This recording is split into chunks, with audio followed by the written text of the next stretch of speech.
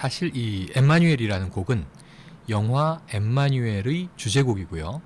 이 엠마뉴엘은 우리나라에는 엠마뉴엘 부인 이렇게 많이 알려진 세미 포르노, 아주 본격적인 뭐 포르노 영화는 아니지만 거의 이제 세미 포르노, 준 포르노를 이제 표방하는 그런 이제 에로티시즘 영화입니다.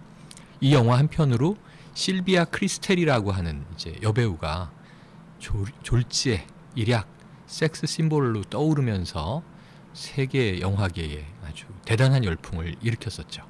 이 전설의 여배우, 정말 일으켰던 연기가 훌륭했다든가 정말 탁월한 미모라든가 하는 것보다는 묘한 분위기의 영화에 많이 출연을 하면서 이 에로 영화 거의 전문 배우로 세계적인 명성을 누렸으니까 성공을 했습니다.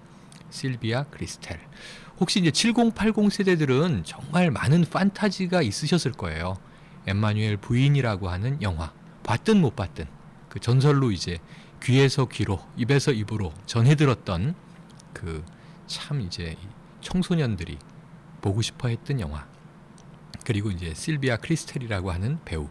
물론 이제 여러 해가 지나서 실비아 크리스텔이 나오는 영화들은 많이 개봉도 되고 많이 보게 됩니다. 지금도 이제 심야 케이블에서는 성인물들 돌아갈 때 간혹 옛날 영화 섞여서 나올 때 그 얼굴을 이제 볼 수가 있더라고요. 그렇습니다. 이 짙어가는 가을에 오늘 문화레시피의 주제는 에로? 아니면 성? 야한 얘기입니다. 야한 얘기.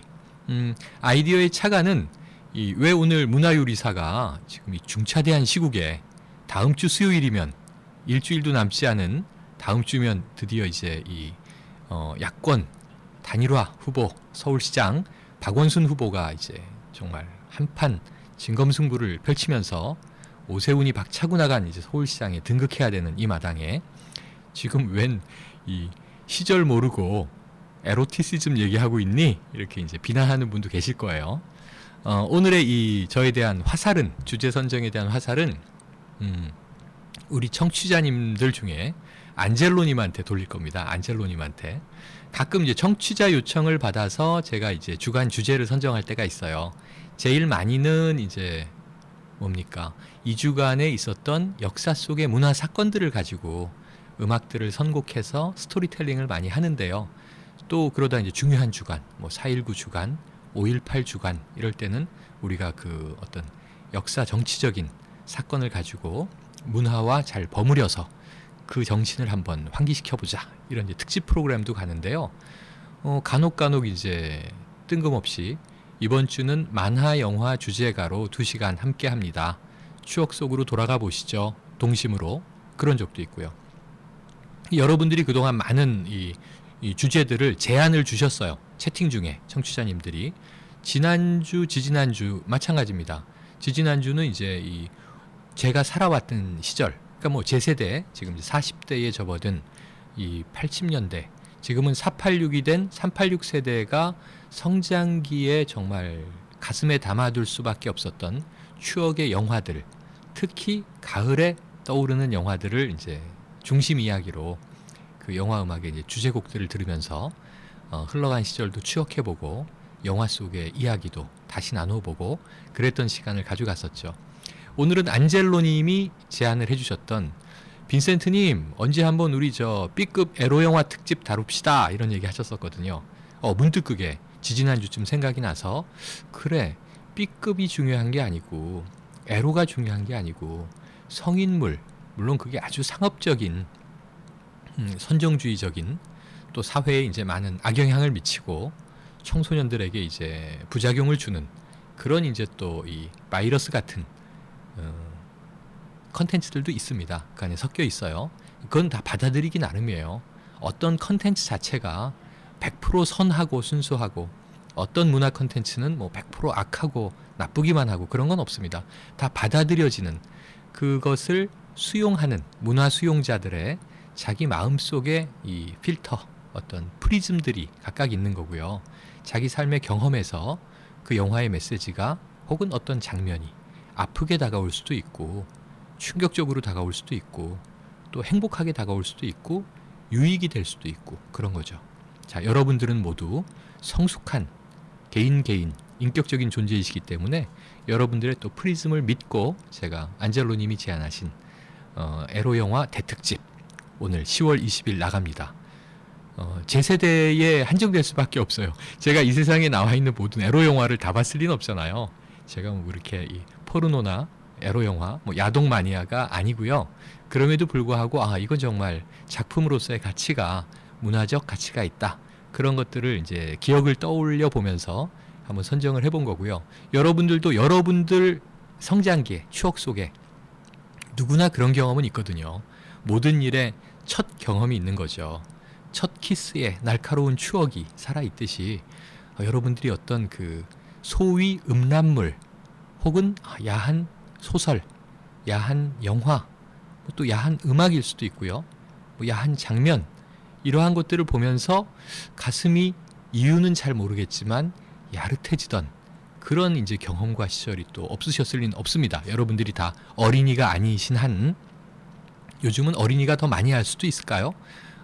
저희 시절보다는 지금의 이제 제 과거의 어린이 시절이었을 때보다는 지금의 이제 동년배 어린이가 더 뭔가 이제 성에 대한 지식도 많지 않을까 이제 그런 생각을 해봅니다. 미디어가 워낙 다양해져서 뭐 이것이 사회적인 위험이다, 청소년 보호 이런 이야기를 많이 떠들지만 막지를 못하잖아요. 다 보는 겁니다. 봅니다. 그러니까 저도 언제 음란물을 처음 접했나 생각을 해보면 이미 초등학교 때, 5, 6학년 때 꼭 한 반에서 과시욕도 있고 먼저 이제 조숙함에 눈을 뜬 친구가 거기 용산 미군기지에서 이제 흘러나온 것 같은 포르노 잡지를 한 권 가방에 숨겨가지고 오죠. 그 플레이보이라든가 뭐 펜트하우스 이런 잡지들입니다. 그래가지고 그것을 이제 쉬는 시간에 짠 꺼내면 이제 반 아이들이 와글와글 모여서 그 이제 총천연색 누드 사진 한 장 보겠다고 난리가 나는 겁니다. 이렇게 이제 돌아가는 거 아닙니까? 이 세상이 아무도 가르쳐 주질 않잖아요, 정말. 아무도 가르쳐 주질 않습니다. 이 스스로 이제 눈을 뜨고 스스로 이제 학습을 하는 거죠. 그것이 이제 성의 문제입니다. 바로 이제 섹스의 문제. 그리고 그걸 문화적으로 포장을 한 것이 에로티시즘 이렇게 이제 이야기를 하고요. 그것이 이제 정말 저급하고 상업적인 상황에서는 포르노 같은 수준으로 이제 떨어지는가 하면 이 성에 대한 문제를 다룬 작품들도 또 아주 위대한 작품의 반열에 오르는 경우가 많습니다.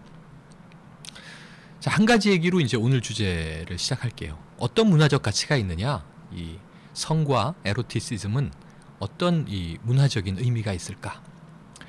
옛날에 여러분 그 야한 영화도 아니고요, 나쁜 영화도 아니고 좋은 영화인데 죽은 시인의 사회 아시죠? 죽은 시인의 사회에 우리가 이 학교라고 하는 통조림 속에 그 강압적인 이 통제 사회 제도 속에 갇혀서 정말 이 콩나물 속에 시루처럼 자랄 때, 닭장 속에 닭처럼 양육이 되고 사육이 될 때, 근데 그 영화를 보면서 나에겐 왜 저런 키팅 선생님 같은 훌륭한 깨인 열린 선생님이 없었을까 이런 생각을 이제 한 번쯤 해보게 되잖아요.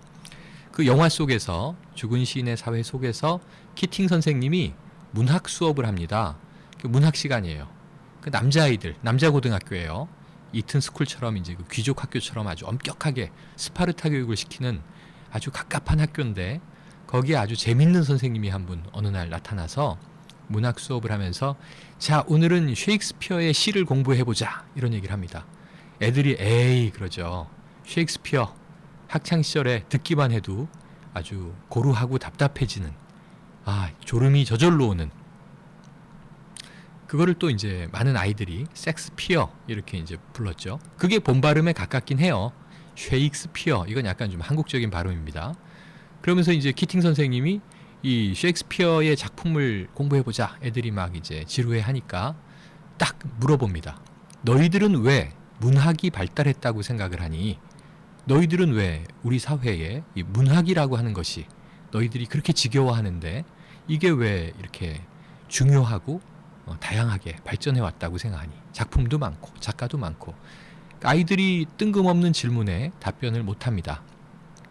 그러니까 그게 이제 남녀공학이 아니고 남자고등학교라는 것을 이제 전제로 두고요. 이 키팅 선생님이 스스로 답을 말합니다. 뭐냐면 이 문학의 멋있는 시 소네트, 이 문학 작품의 이 화려한 문체 이런 거 말이야 다 여자 꼬시려고 발전해 온 거야.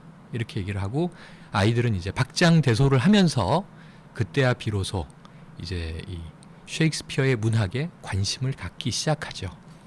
그래서 이 문학 선생님 키팅의 수업에 빠져든 아이들이 만들게 되는 시를 읽고 시를 토론하고 시만이 아니라 시와 인생을 같이 이야기하게 되는 그 모임이 이름이 Dead Poet Society, 그래서 죽은 시인의 사회라고 하는 이 클럽 이름을 지은 겁니다. 그게 영화 제목이고요.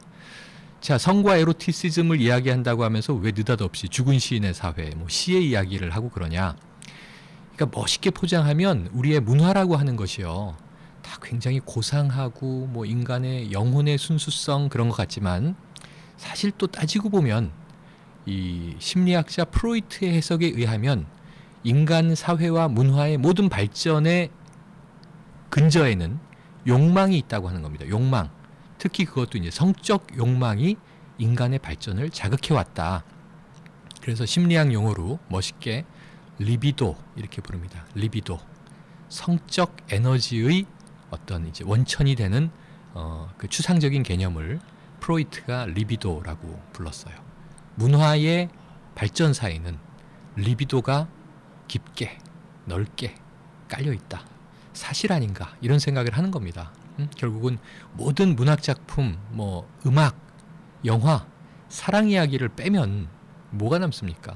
근데 이제 이 인간 존재가 사랑이라고 하는 것이 늘 플라토닉 러브만 하는 게 아니잖아요. 그 안에는 이제 성적 욕망이 있는 거고 성에 대한 또 갈망이 있는 거고 또 실제로 이제 실생활 속에서의 성이라고 하는 것이 엄연히 존재하는 것이고, 그런데 그 성은 굉장히 지극히 개인적인 문제이지만 그것을 우리가 공감하고 공유하기 위해서 무엇인가 포장을 할 때, 그 문화적인 포장일 수밖에 없죠. 문화적으로 포장할 때 그것을 우리가 이제 에로티시즘이라고 부르게 되는, 뭔가 야하고 야릇하고 그 다음에 설레이고 흥분되는 그 느낌을 자극하는 하나의 이제 문화적인 요소가 발전해 오게 된 것이죠. 엠마뉴엘 부인 주제가 한 곡 틀고 참 긴 얘기를 했는데요. 두 번째 곡 하나 이제 들으시면 점점 주제에 빠져드시지 않을까 이렇게 생각을 합니다. 우리나라 가수가 부른 거고요. 영화 주제가 아닙니다. 최근의 가요인데 19금 가요입니다. 아참, 이 경고 방송을 안 했네요. 오늘 최영일의 문화 레시피 주제 성, 에로티시즘 그리고 문화에는 19금을 하겠습니다. 지금 이 방송을 듣고 있는 어린이 청소년들은 건전 방송으로 빨리 채널을 돌려주시길 바라고요. 두 번째 곡 듣고 이야기 계속 나갑니다. 두 번째 곡은요, 듀크가 불러주는 Summertime, 우리나라 이제 힙합 가요인데요. 가사가 무지무지 야합니다. 19금